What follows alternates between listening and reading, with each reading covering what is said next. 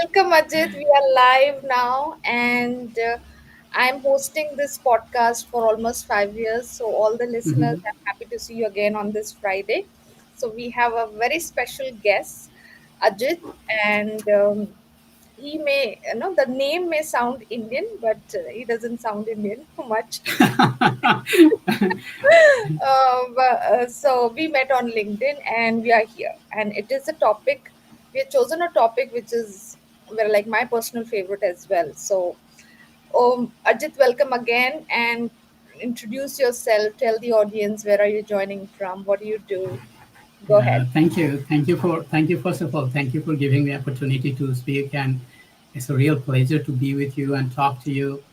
And I'm so fortunate that I met you on LinkedIn, and it was from your side.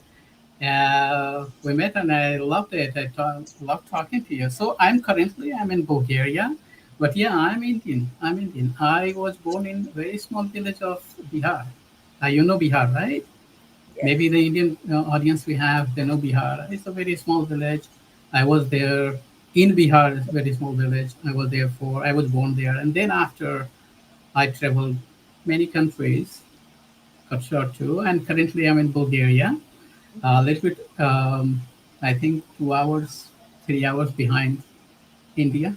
And I do coaching for leadership, Mm. where basically I more focused on, I would say, resilience, emotional intelligence, where we need these days for our leaders to, I help them in that area.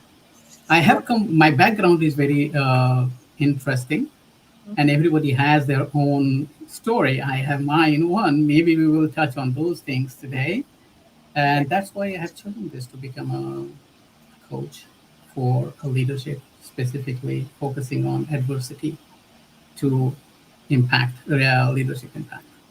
Wonderful. So this is my favorite topic because for an entrepreneur, like Hmm. being in a very comfortable job, quitting and starting entrepreneurial journey. So there's a lot. I think no, I would say Yeah. no PhD के भी ऊपर का level का leadership Hmm. journey is going on Yeah. now. Yeah.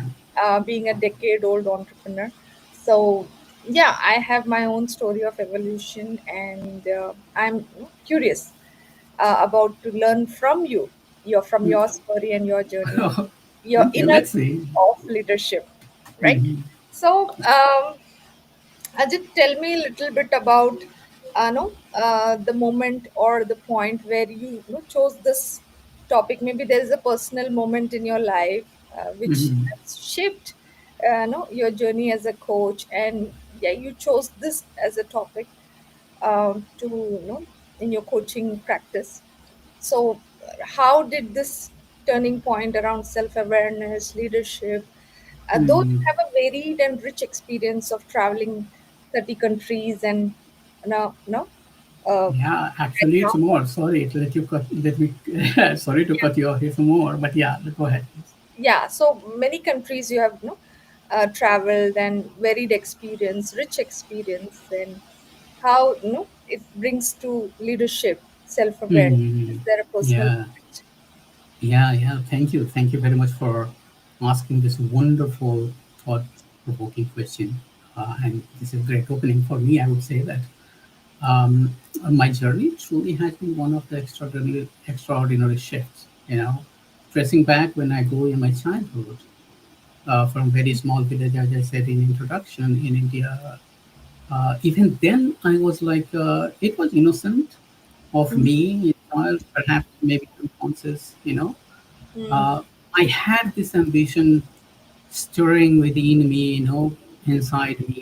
I was reading about scientists. I remember I was reading about scientists, specifically Albert Einstein.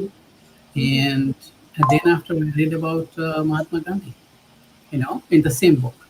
So I was reading leaders, it was small, small stories. And that time, one dream I had, like, why not me here? I asked this question to one of my friends, and he laughed at me. And we were like 6, 7 years old. And I said, like, hey, my picture should be here. And he was like, yeah, really, in our local language. So it was like somehow it was there in my heart. And given the circumstances, now when I look back, it was looking like impossible. But the real pivotal moment when self-awareness became my leadership turning point happened much later when I went in hospitality industry. I was incredibly fortunate, looking at my background, to travel across the world. I would say across all continents and 50 plus countries, around 50 countries, leading and collaborating with teams representing, and those team like 64 nationalities I had opportunity to work with in the same company, in the same team, like cross-functional team. It was an immense practical education in human behavior, I would say, and it was a long time ago. I recall in a high pressure situation, there was a high pressure situation. Um, there was either a cultural misunderstanding during an important event, or I would say like some conflict within those team, the diverse team. Then when that's when I suddenly realized that my own ingrained cultural lens and assumptions were actually limiting my effectiveness. And I had to confront my own biases and the way I naturally interpreted the situation. The pivotal moment was realizing that true leadership wasn't about imposing my way or what I felt right to me. It was about deeply understanding my framework first, and then deliberately seeking to understand and adapt to others' unique perspective. This profound self-awareness around my own cultural conditioning or communication style completely shifted how I interacted. Wow. So, Wonderful. So, we keep getting this lesson again and again in our coaching lessons yeah, or coaching programs, like the listening, how we listen to others, and the ability mm, to just be present and be available to people rather than being here, caught up in yeah, and the noise and mm, the knowledge we have. Sometimes the knowledge also becomes a barrier.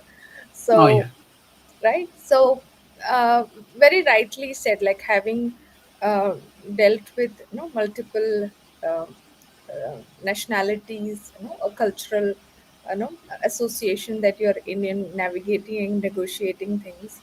mm, Uh, Pretty much, yes, the self-awareness part helps. Like the more aware we are about our own limitation, it helps us navigate it well.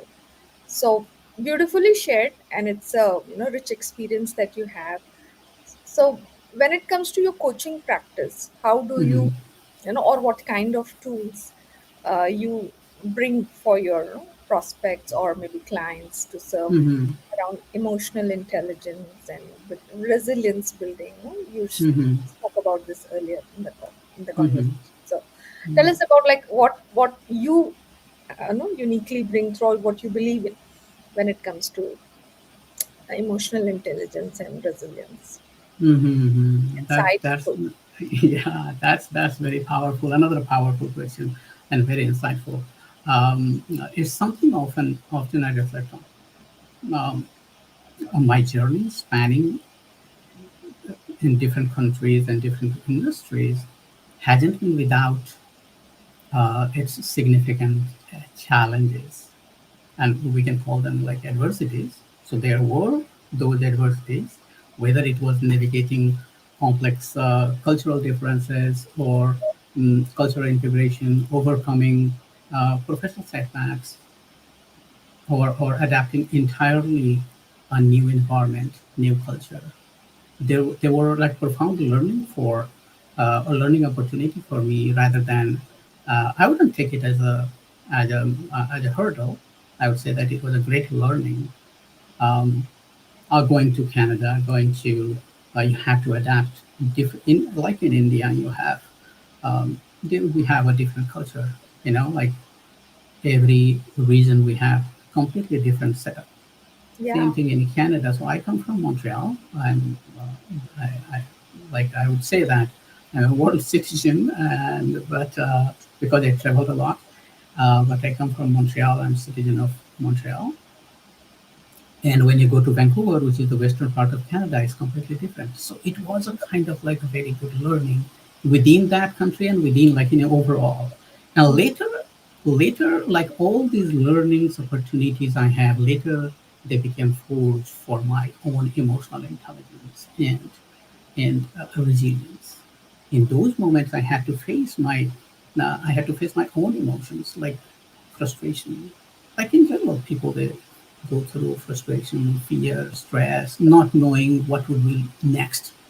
When you go through setbacks, you expect somehow unconsciously we condition our mind to for the next failure or next setback. So it was the same for me. Instead of reacting quickly, mm, I had to pause and choose how I wanted to respond. And that happened later.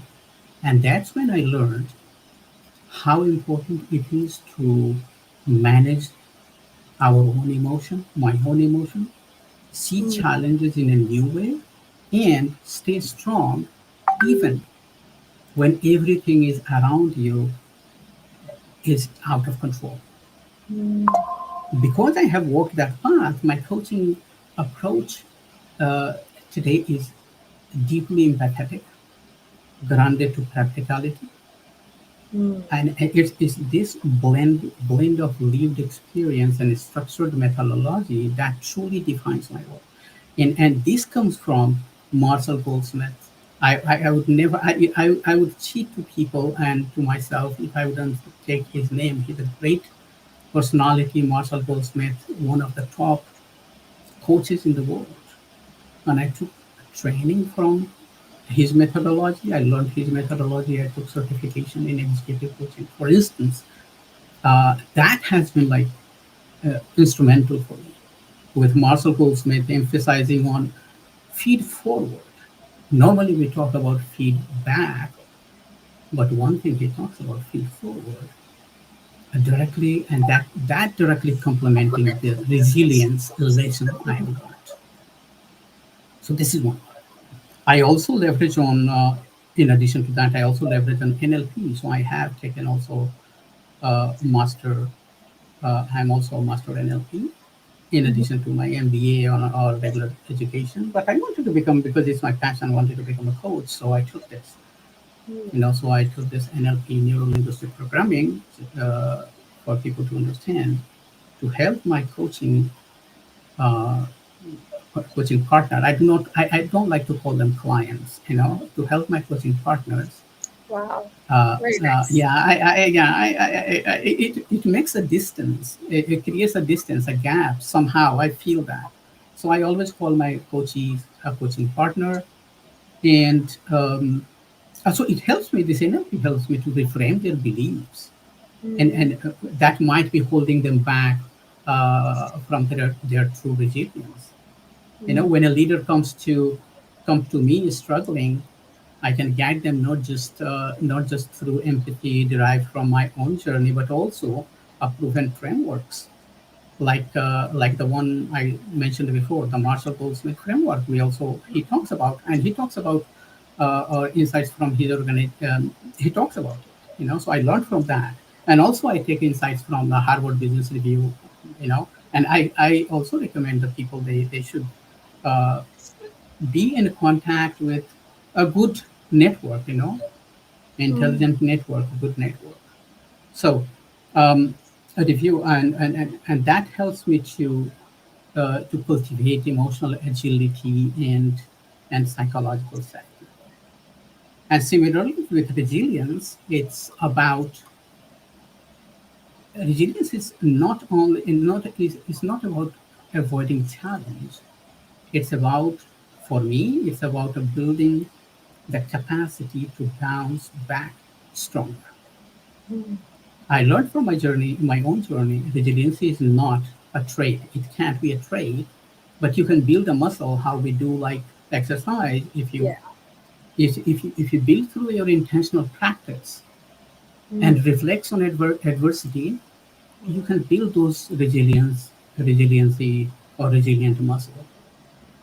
I help leaders dissect their challenges, identify their inner resources, and develop um, specific strategy, whether through it's a mindfulness, reframing their negative thoughts, or building a stronger support network, all reinforced by the principles of behavioral change I have mastered.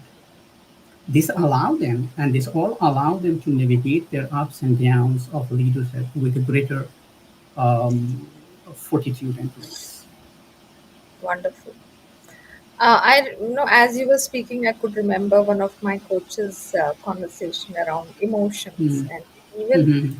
you know, challenges we would say, or something that you're dealing with. So, distinguish, dismantle, and disappear. So, constraints or no, these were the steps, and this can work with your emotions as well, like how Mhm. it is Mm. coming in your way of productivity or performance or anything Absolutely. navigating through. Absolutely. So I could it was a recap for me as you were speaking. Yes, these are the tools we have learned and we apply, All right. right? So having worked like not just in your own career path, like Mhm. having a variety of experience throughout your career, plus the coaching practice that you have taken on. So while working with leaders, Mhm.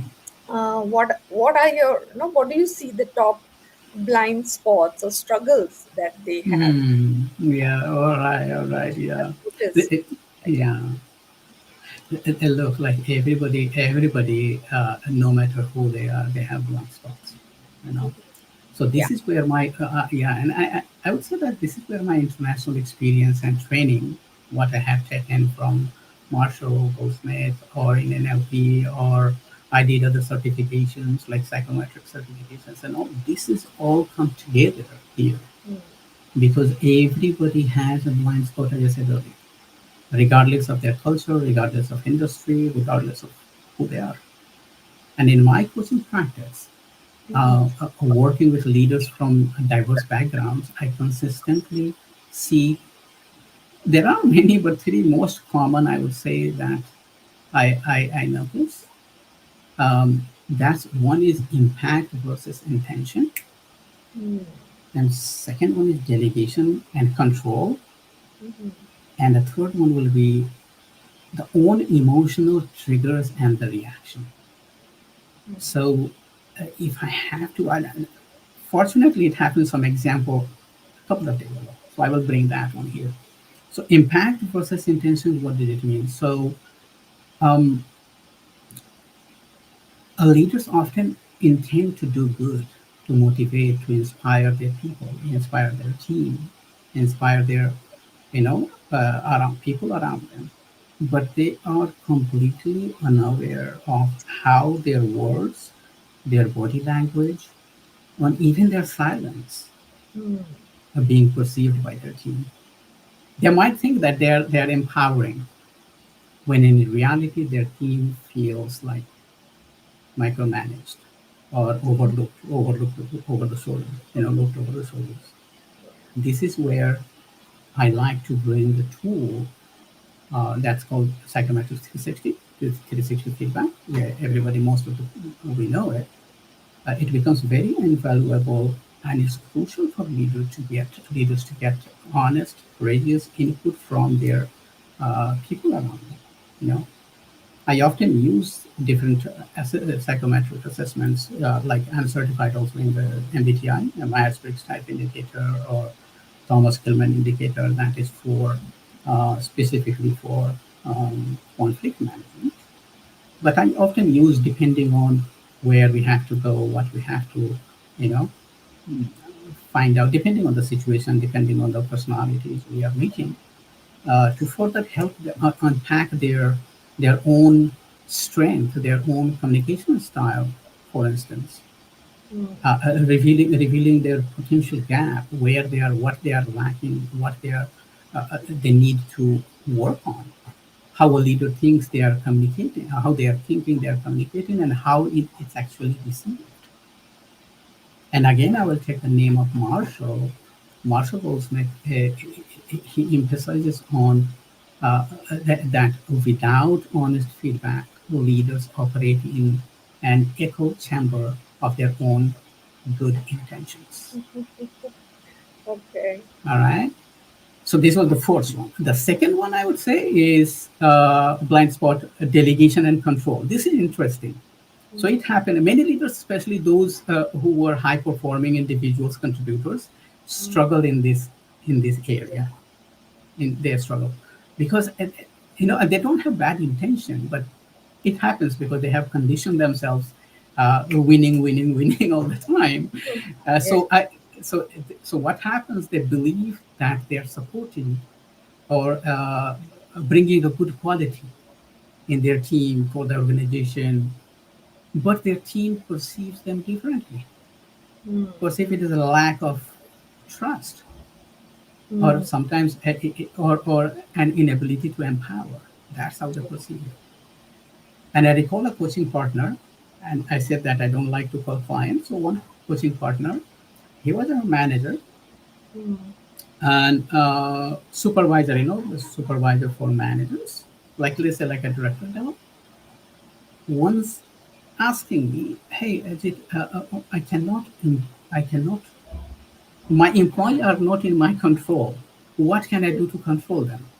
And Mm. that statement really blew my mind. This itself reveals the blind spot Mm. in the shift from trying to control people Mm. instead of empowering them.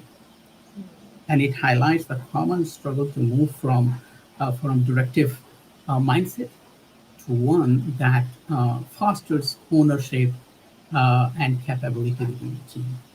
And this again, I said, like, this is not done intentionally. Like it doesn't have any malicious intent. Mm. It's a blind spot rooted in their own past success and a difficulty in shifting from doer to enabler. Because they were doer and they think that I had proven strategy, proven things to do, and I was successful. So they are in that shoes. Mm. Making sense? So this is the second one I would say. And the third one was emotional trigger. Yeah, again, the leaders might not realize how their stress, their frustration, their impatience is visibly impacting Mm. the psychological safety of their team. Yeah. They might rationalize that, hey, it was an outburst out of passion. And I have heard it. But Yeah. their team sees completely different. They see as a volatile behavior. And that is a big thing for a Yeah. leader to show that I'm a volatile. I have a volatile behavior. For example, a situation I'll give you, and this is a real situation. It happened. I was previously, uh, like years back. I was there. I was in Canada, where a manager was asked some question, and that was not easy question, and it was asked by their reporting managers. Mm. Again, the manager, it was senior manager, the director level. So a manager asked some question that was very uncomfortable, Mm. and maybe it made him feel vulnerable, very uncomfortable, vulnerable. So his immediate reaction was unprecedented. Mm. He shut the door. He shut the door, and that was against the company's policy. But emotional trigger was there. This was not calculated, but it was an emotional trigger. And in my background in NLP, or also I have taken some emotional intelligence training, uh, is particularly helpful here, as it provides techniques to help leaders identify and reframe their automatic responses. It's usually like the last 5% of efforts often brings 95% of the results. Mm. Yeah. Unless a leader recognizes their own emotional pattern, they cannot effectively manage them, and they cannot effectively be a good, a good leader leading their like happy team. Yeah. I think you have listed top three. I think Hmm. we can, like, most people listening may find references of at least Yeah. one in their experience. So I think it's all coming from your experience as you're speaking. So Yeah. moving on, I want to know, like, what would be your go-to strategy if you want to suggest someone, like, unproductive behaviors in your team. So Hmm. what would be that? What would be your suggestions around that? Go-to strategy. So,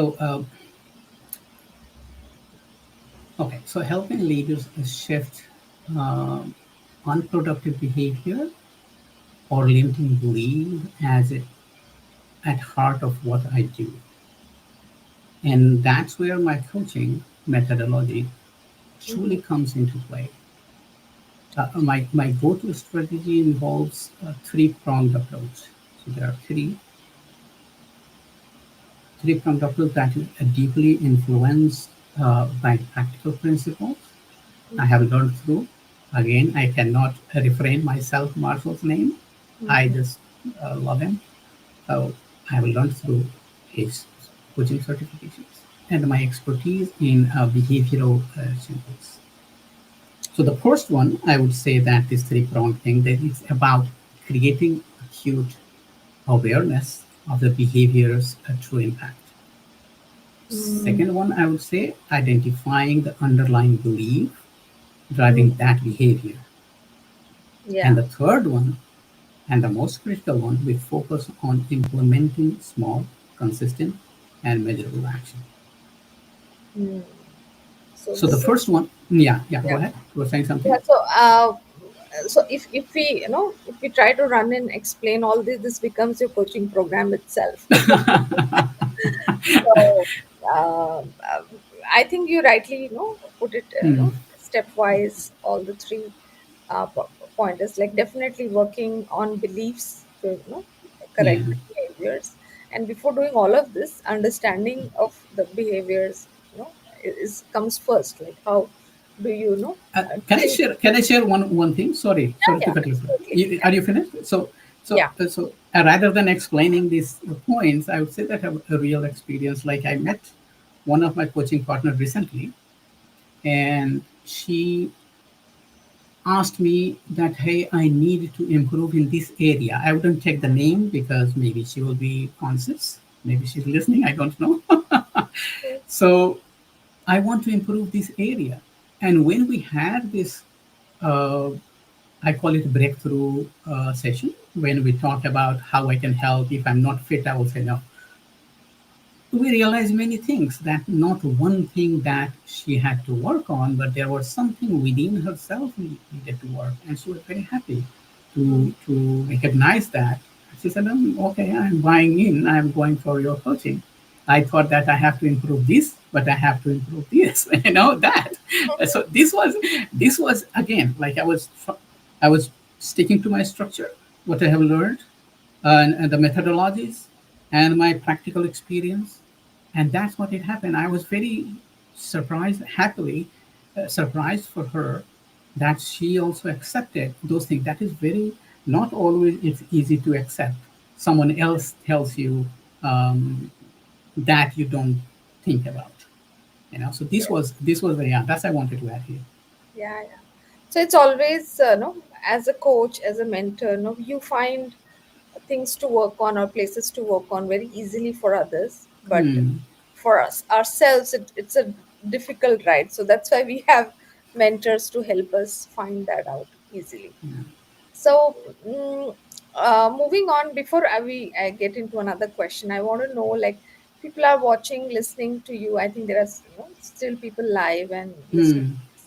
If they want to connect with you, how want to learn more about what you have to offer and how you help leaders.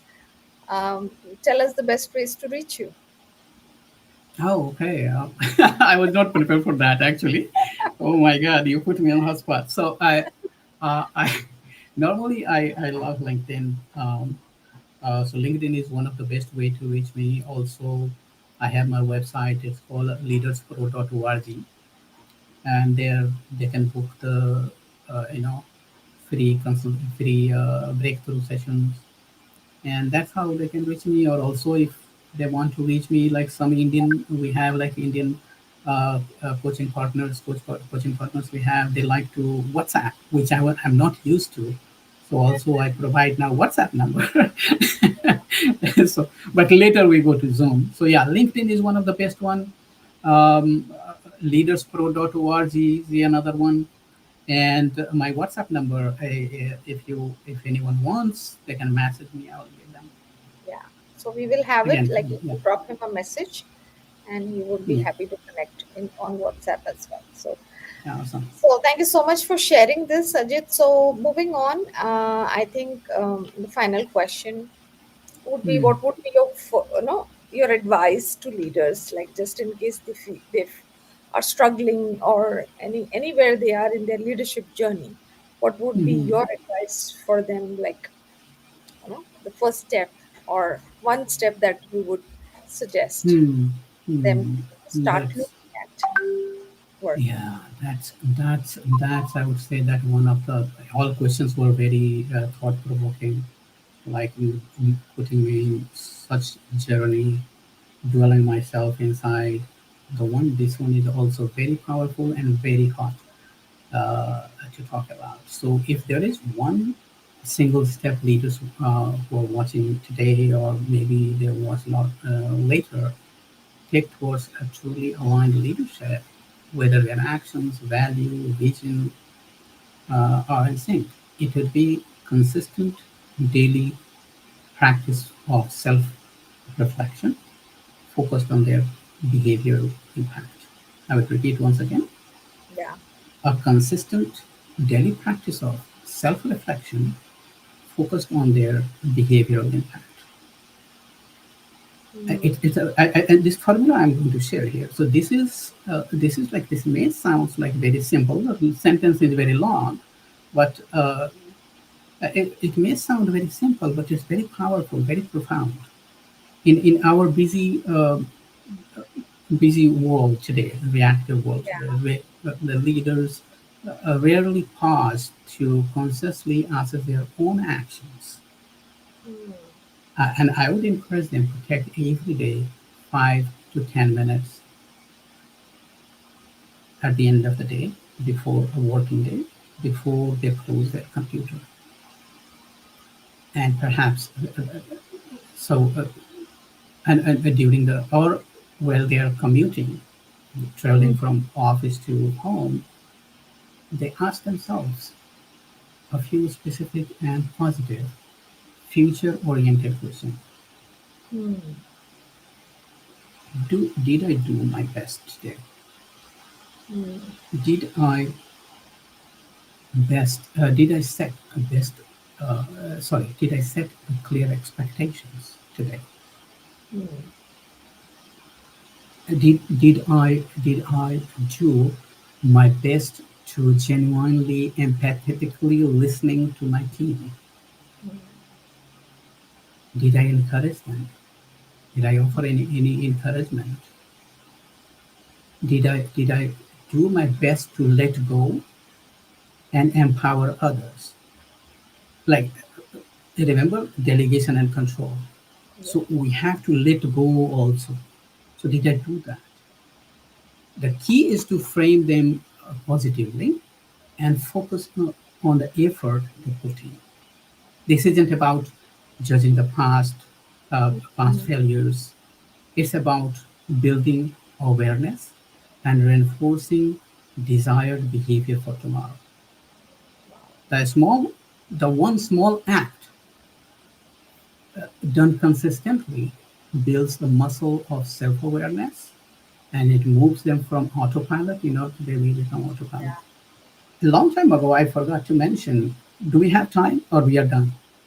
No, no, we can. We can. We can. Okay. So after this, I will give you an example. We go on autopilot, and it came my very early day when I was a customer service agent. Yeah. So autopilot, as I said, and allowing them this whole things to bridge the gap between their aspirations and their actual leadership presence is the most powerful first step.